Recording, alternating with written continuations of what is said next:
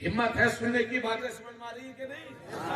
थोड़ा सा बेदारी के साथ सुनिए, बिल्कुल सुस्ती से मत काम लीजिए, क्योंकि मेरे पास भी बड़ा कम वक्त है, इसलिए मैं अर्ज कर रहा हूं, बहुत तवज्जो से सुनिएगा। नबी करीम सल्लल्लाहु अलैहि वसल्लम फरमाते हैं, अअलिनु हाज़ा निकाह वजअलूहु फिल मसाजिद। नबी फरमाते हैं, निकाह जब भी करो तो मस्जिद ऐलान करके करो, और निकाह करो तो मस्जिदों में मुनाकिद किया करो। आप लोगों को लग रहा होगा मौलाना साहब पहली बार हदीस सुन रहे हैं। नबी फरमाते हैं, निकाह करो तो ऐलान करके करो।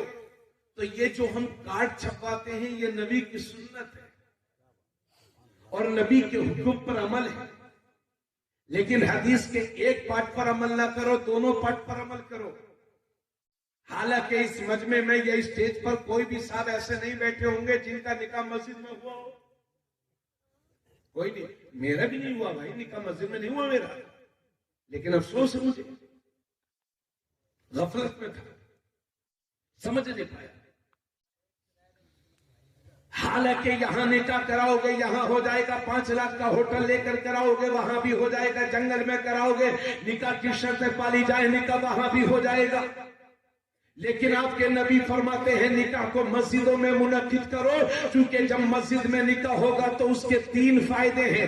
पहला फायदा यह है कि अक्सर लोगों का निकाह जिंदगी में एक बार होता है, बार बार नहीं। तो जिंदगी में जो सबसे बड़ा काम होने जा रहा है, निकाह होने जा रहा है, जब ये निकाह मस्जिद में होगा तो तुम्हारे निकाह में कोई नापाक शामिल नहीं होगा,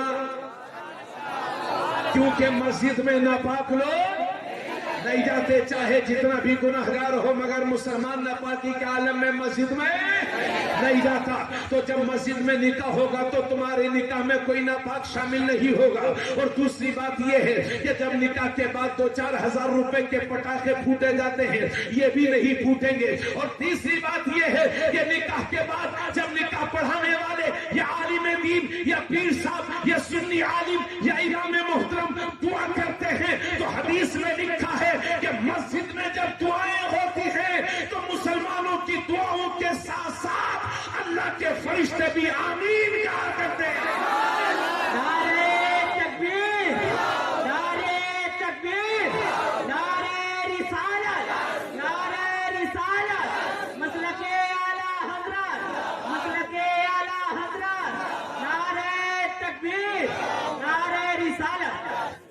आप चाहे अमल करो या न करो, लेकिन आज रहमत आलम कॉन्फ्रेंस में इन मुसलमानों के सामने खुदा का ये बंदा वादा करता है कि जब तक मेरी खानदान में मेरी चलेगी, इंशाअल्लाह मैं अपने आने वाले बच्चों का निकाह मस्जिद में कराऊंगा।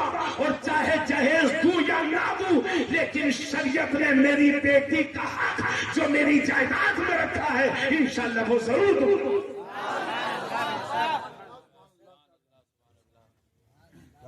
इसलिए मेरे दोस्त माफ करिएगा, कितनी तुम्हारी बेटियां मजबूरी में, बाप गरीब है, शादी नहीं कर सकते, भाग भाग करके चली गई और जा रही हैं।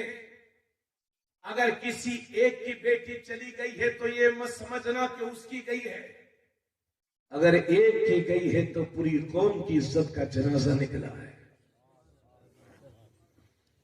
पूरी कौम का। एक लंबा किस्सा मेरे साथ हुआ था उड़ीसा में, क्या बताऊं आपको, सुना देता हूं, हालांकि वक्त नहीं लेकिन सुना देता हूं।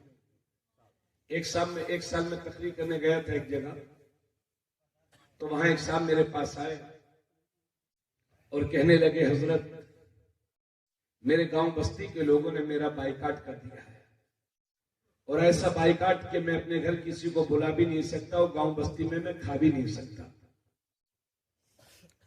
तो आप ऐसा करिए कि हमारे यहाँ की कमेटी को, हमारे यहाँ की जमात को, उड़ीसा छत्तीसगढ़ में जमात बना लेते हैं, चंद लोग कमेटी में होते हैं, जो कमेटी करती है पूरा गांव वही करता है।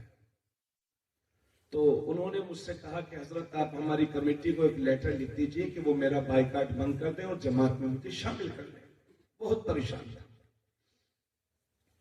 तो मैंने कहा क्या हुआ था? तो बोले हजरत हुआ यह था कि मेरी लड़की किसी गैर मुस्लिम के साथ चली गई, बराए नाम उसने कलमा पढ़ लिया, कुछ दिन रखा, उसके बाद छोड़ करके भाग गया, फिर जबरदस्ती हम ले आए, फिर छोड़ करके भाग गया। अब पता ही नहीं है, उसके घर वाले भी नहीं जानते, पुलिस भी कहती है हमें पता नहीं, और वो लड़की हमारे घर में है। आप कॉल कर दीजिए कि लिख दीजिए लेटर के जमात वाले मेरी गलती को माफ कर दें। मैंने कहा ठीक है, नंबर दीजिए। मैंने एक लेटर लिखा और उसके बाद मैंने उन लोगों का नंबर लिया, और मैं जब एयरपोर्ट में था, फ्लाइट में बैठा हुआ था, उनका कॉल आया मेरे पास। मैंने कहा भाई आपने इनका क्यों बाइकाट कर रखा है? तो कहने लगे मौलाना साहब क्या बताएं, ये हमारे भाई हैं, इनका बाइकाट करने का हमें शौक थोड़ी है, मगर पिछले 6-7 महीने में हमारी कौम पूरी बस्ती में सर उठा के जीने के काबिल नहीं रह गई। 3 बच्चियां हमारी कौम की दूसरों के साथ भाग भाग करके चली गई है मौलाना साहब। इज्जतों के हमारे जनाजे निकल गए। ऐसे आलम में हमने फैसला किया, बताने लगे लोग मुझे कि हजरत हम इसको समझाते थे कि तेरे घर फला आदमी आता है, अपनी बच्ची को कंट्रोल कर, तो ये बजाय उल्टा अपनी बच्ची को डांटने के हमें ही डांटा करता था। ये आलम। अभी मैं पिछले साल गया, उस आदमी से मुलाकात हुई, तो वो बेचारे तो ना बता सके, लेकिन उसके एक आदमी ने मुझे बताया हजरत जिस लड़की का जो केस था वो लड़की इंतकाल कर गई। मैंने कहा क्या हुआ? बोले आत्महत्या कर ली। जाहिर सी बात है, जिसके सामने इतनी परेशानियां खड़ी हो वो आत्महत्या न करेगी तो और क्या करेगी?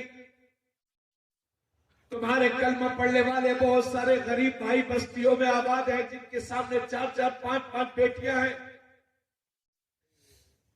गरीबी की वजह से अपनी बच्चियों की शादी नहीं कर पा रहे, मगर आप हो के जमीनें बेच बेच के गरीबों के जज्बात से खेल रहे हो। अगर अल्लाह ने माल दिया है तो इसलिए ताकि गरीबों की गुर्बत पर हंसो,